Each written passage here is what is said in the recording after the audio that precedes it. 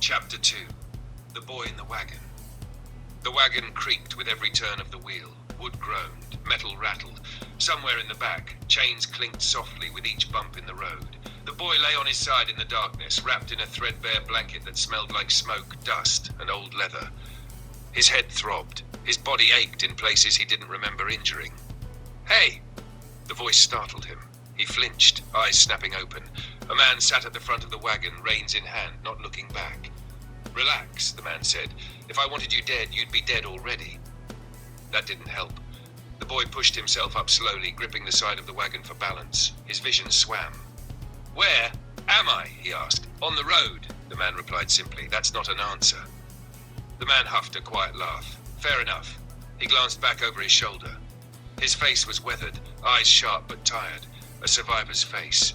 "You were lying unconscious in the middle of a battlefield," he said. "Alone. Everyone else was already gone." The boy's chest tightened. "Gone?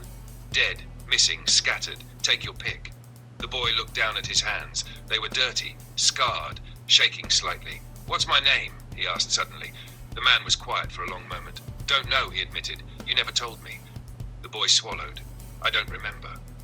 Another stretch of silence passed between them. The man finally said, more gently this time, "Then maybe that's a mercy." The wagon rolled on through broken land, burned villages, collapsed houses, scattered remnants of war. The boy watched the world pass by through the wooden slats, unease growing in his chest. "Where are you taking me?" he asked. The man hesitated. Then, honestly, "Somewhere you might survive."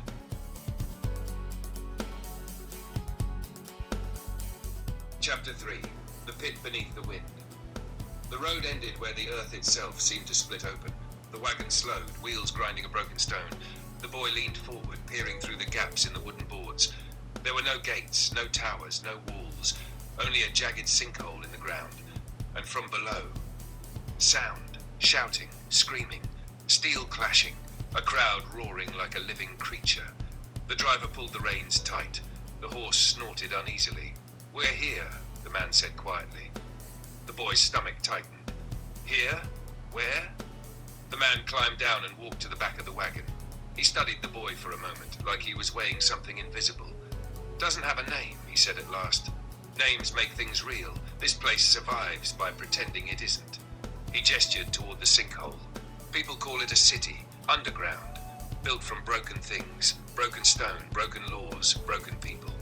A rush of wind surged upward, carrying the smell of blood, sweat, and smoke. "Those who can't survive down there," the man added quietly, "don't." The boy swallowed hard. They descended. The path spiraled downward along cracked ramps and rusted scaffolding. Torches replaced sunlight, shadows thickened. The noise grew louder with every step. Camps filled the lower levels. Ragged travelers, wounded soldiers, hungry children, adults with hollow eyes. Some sharpened weapons, some trained desperately, some simply sat and waited. "What is this place?" the boy asked. The man didn't answer right away. Then quietly, "A market. For what?" "For survival." They stopped before a jagged structure reinforced with scrap metal and chains. Above the entrance, someone had carved a crude symbol, crossed blades over an open hand. Inside, the noise doubled. The cavern was packed with people. At the far end sat a wide pit surrounded by rising stone tiers. An arena. Blood stained the floor. Old blood, new blood, too much blood. A massive man stood near the center, voice booming over the chaos.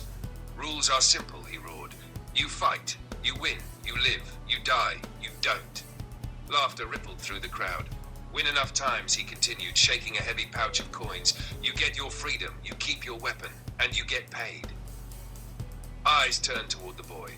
Small, bruised, young, fresh. The driver's hand settled on his shoulder. "This is where our paths split," the man said quietly. The boy turned sharply. "You're leaving me here?" The man held his gaze. "I brought you somewhere you can survive. That's all I promised myself I'd do." "That's not fair," the boy whispered. "No," the man said, "but it's honest." He pressed a small cloth bundle into the boy's hand, a few coins inside. "Win," the man said simply. Then he disappeared into the crowd. "New fighters, step forward." The boy joined a line of others, children, teens, broken adults, all thin, all afraid, all pretending not to be. "Pick your weapons." They entered a narrow chamber lined with weapons. Rusty swords, cracked spears, blunt axes, bent daggers. Most were light, easy, safe. But at the far end, half hidden in shadow, stood something different. A greatsword. Nearly as tall as the boy himself. Thick, ancient, dark metal etched with strange symbols. Along the blade's spine were small empty sockets. The others avoided it instinctively. That one's cursed. Too heavy. No one can lift it. The boy stepped closer anyway. Something inside him pulled toward it. He wrapped both hands around the hilt. The world felt like it stopped breathing. The blade should have been impossible to move, but when he pulled, it moved.